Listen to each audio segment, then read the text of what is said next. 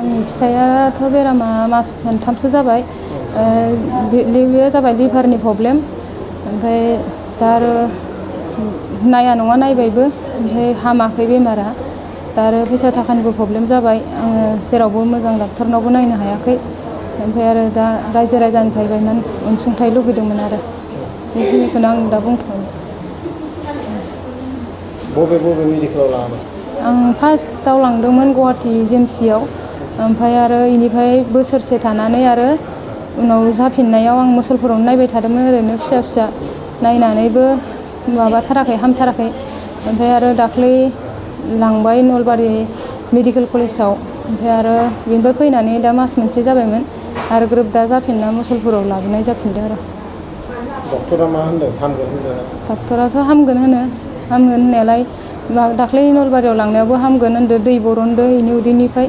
ओमफ्राय दाबो बरननाय जादों आरो दिनैबो। दा नोंसिनि हालोदा माबायदि? जोंनि हालोदाथ' ओरैनो गैखाथारा न'खराव। जों बिसि फिसाय सानै थायो, फिसाजो दंखासे उन्दैनि।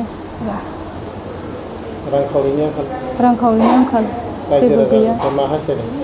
अनसुंथाइ जेनेबा मदद लुगैदों। आंनि मुङा कृष्ण रामसियारि। आं बुग्लामारिनि, बागानपारा बुग्लामारि। आङो